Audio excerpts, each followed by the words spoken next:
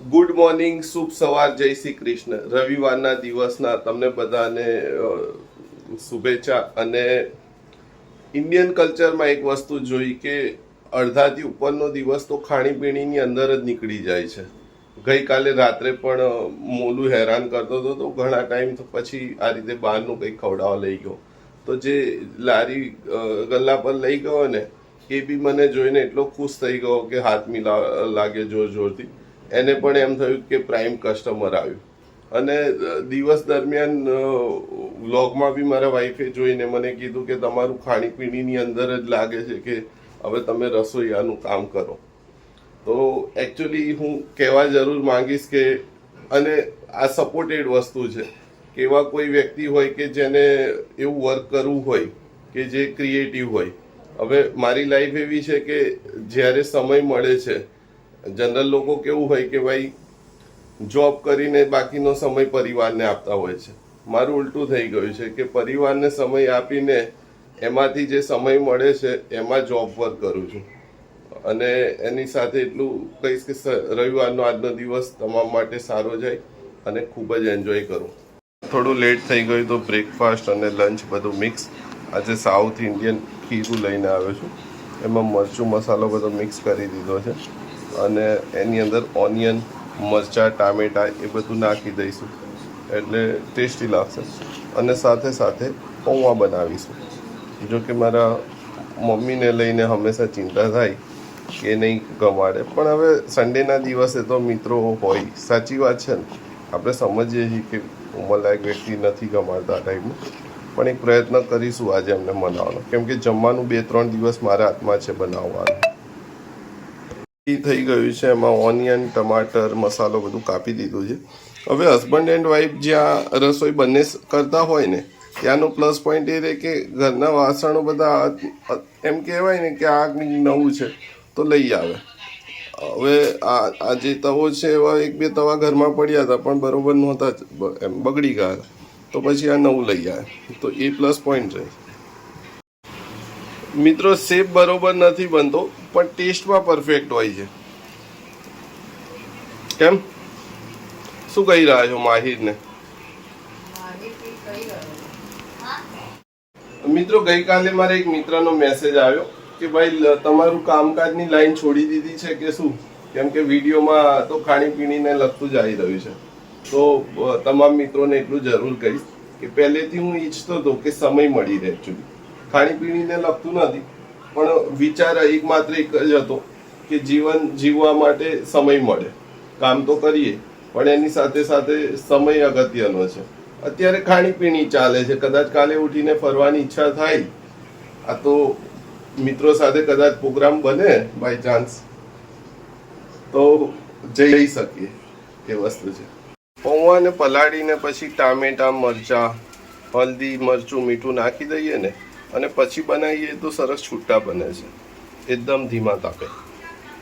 મોલું એ પાળેલી બિલાડી છે અને સવારમાં હું ઉઠ્યો ને મમ્મી માટે ચા નાસ્તો બનાવવા માટે, તો મને કહેવા લાગી કે દૂધ આપો, પણ હું એને બોલ્યો ને તો બચારી ગુસ્સામાં એને એમ લાગ્યું જતી રહી. હવે પાછી આવી છે. મજાનો બ્રેકફાસ્ટ રેડી છે. આજે બ્રેકફાસ્ટ અને લંચ બે સાથે. સન્ડેના દિવસે ખૂબ જ એન્જોય કરો તમે બી પરિવાર સાથે, અને અમારા ત્યાં આવીને ખાણીપીણી માટે મોસ્ટ વેલકમ. અમદાવાદમાં વરસાદ ચાલુ જ છે અને આ ડિઝાઇનિંગ વર્ક મારા માટે બેસ્ટ મુમેન્ટ હોય છે. એવરી ડેમાં એક સેટિસ્ફાઈડ વર્ક કરવું અને આની અંદર ઇન્વોલ્વ રહેવું, એ આઈ થિંક મારા માટે દિવસ દરમિયાન નહીં પણ લાઈફમાં જે પણ સક્રિય મુમેન્ટ છે બેસ્ટ, એ આ મારું વર્ક સાથે રહેલી છે. જનરલી કેવું હોય કે તમે કોઈ કામમાં કંટાળતા હોય, મારે અહીંયા ઉલટું છે. કામમાં ઇન્વોલ્વ થવું ને તો મને બેસ્ટ કહી શકાય કે ભાઈ હા ચલો એક કમ્ફર્ટેબલ ઝોન મારા માટે આ હોય છે દિવસ દરમિયાન.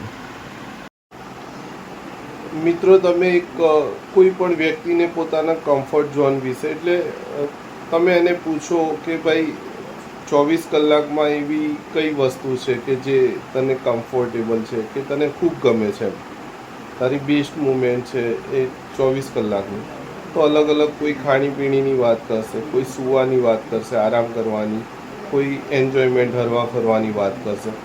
પણ તમે ક્યારે એવું વિચાર્યું કે કોઈ વ્યક્તિ એમ કહે કે હા મને મારું જોબ વર્ક એટલું પસંદ છે કે હું એની અંદર કમ્ફર્ટ છું? તો સર હું નહીં પણ કોઈ પણ ડિઝાઇનરને તમે જો પૂછશો તો ચોક્કસથી એ કહેશે કે મારું કમ્ફર્ટ ઝોન આ છે.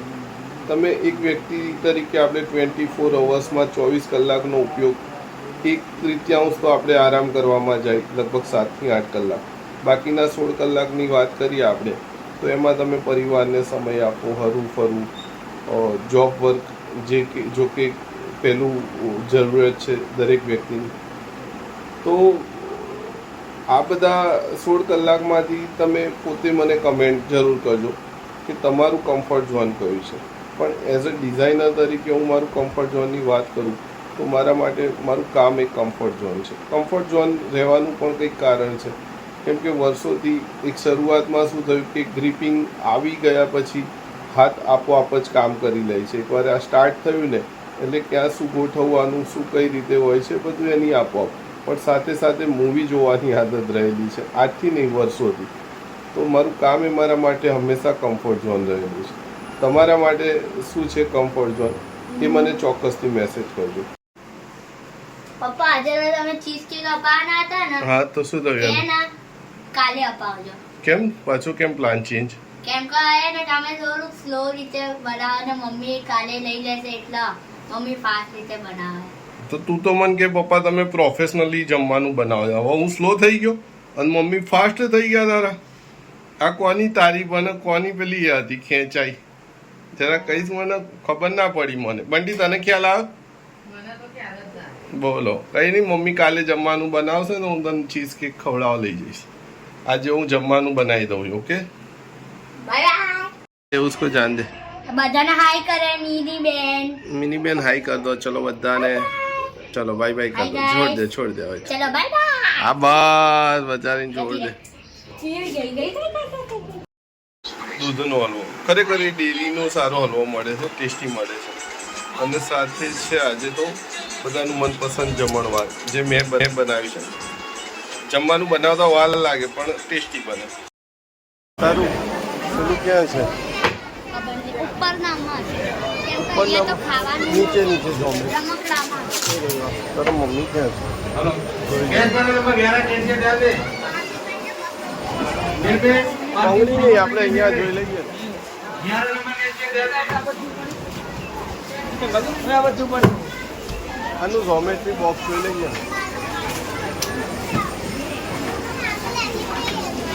અહીંયા વર્કર હોય તો એમને પૂછી લઈએ ને.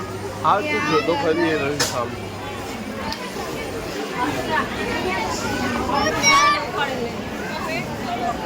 આઈએ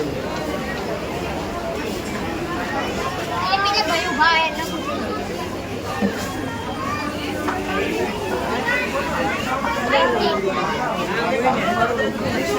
અહીંયા भाई हम एक का फाड़ दे तू एक का लिखे तो तेरे भी कर देना दोस्त तेरे ચાલ ને ભાઈ આગળ દે.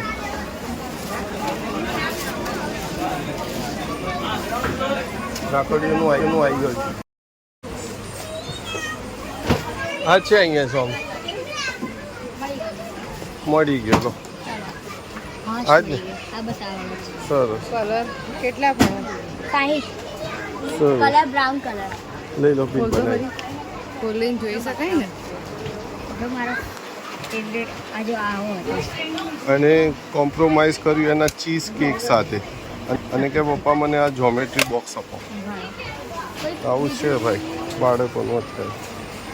1885 આ જો આ ભત્રીજા માટે આ ટાઈપનું જોઈ રહ્યા હતા. સિટીમાંથી આઈ થિંક ઓછી પ્રાઇસમાં મળશે એવું લાગે, ચોરસ સ્ક્વેરમાં. કેમ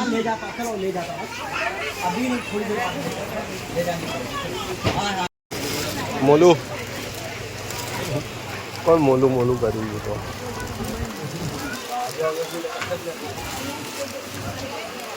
હમણાં 2-3 બેગો લીધી અલગ અલગ સાઈઝ. અહીંયા પ્રાઇસ હતી કોના માટે? ક્રિશિવ. એ ભાઈ પેલા આ નાનું મળ્યું, જોવા જઈએ તો શું પ્રાઇસ? મમ્મી નાનું મળે. આ નેશનલમાં ભીડ બહુ હોય છે પણ વસ્તુ એક લેવા આવે એની જગ્યાએ 10 વસ્તુ લઈને જઈએ તો શું છે બુક્સમાં?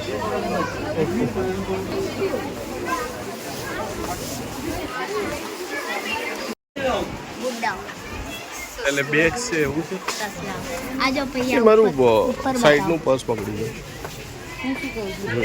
હા હા સરસ નાઇસ બોટલ રાખવા માટે 50 રૂપીસ. કોઈ બી કલરમાં લઈ લો મસ્ત. આ પર્સ ગમ્યું હતું પણ હવે નેક્સ્ટ ટાઈમ હજુ ચાલ્યું. ઝોમેટ્રી બોક્સ સાથે એક બોટલ રાખવાનું કેમ કે આમાં થાય છે કેમ હાથમાં રાખે તો હાથ અને બધું ભીનું થઈ જાય. હાથમાં રાખે તો હાથ અને બધું ભીનું થઈ જાય. હા યાર બોટલ્સમાં રાખવા માટે નથી સર એટલે એવું બને ના બને ના. હા હા જોઈ લો આખું કટલરીથી ભરપૂર. વોચની અંદર પાણી ભર્યું અને બુલબુલો નીકળવા લાગ્યા. બોલો બતાવવા માટે તો આપણે અહીંયાથી લાસ્ટ ટાઈમ પેલો ખબર છે માઇક લીધો હતો તે લેવડાતો કે પપ્પા લઈ લે એ હજુ છે મારી પાસે અવેલેબલ. જો અહીંયા કોર્નર ઉપરથી લીધો હતો. પછી હું દૂર જઈને ચેક કરતો હતો. પાછું કેટલું બધું ચેક કરતો હતો.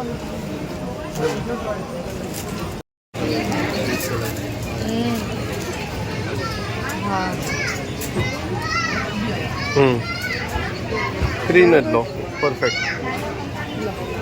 કેટલા કીધા ને? 100 રૂપિયા. સારા છે. પૈસા દેખીને વાત કરે.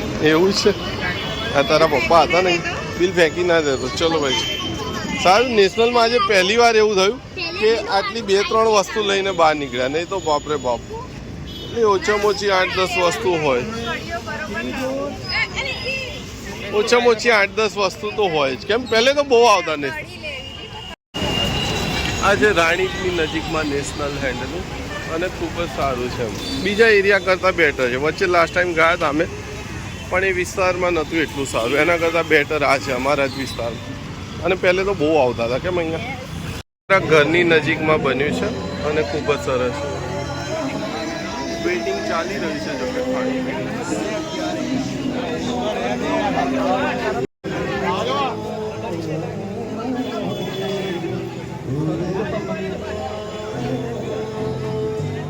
ફ્રેન્ડ્સ આ રાણીપ વિસ્તારની નજીક એકચ્યુઅલી વાડ જ ગણાય છે પણ છે રાણીપ વિસ્તારની નજીકમાં.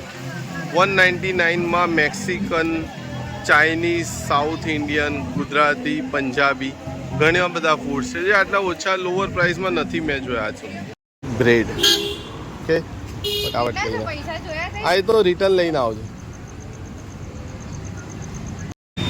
દુનિયાભરની સારામાં સારી ખાણીપીણી ખાધા પછી પણ અમારા ઘરમાં કમ્પલસરી છે રાતની ખાણીપીણીમાં આઈટમો આ બધી. લઈ લો ભાઈ. અમે લોકો હમણાં એક ખાણીપીણી બજાર છે ચાંદની ચોક કરીને અને ખરેખર સારું હતું.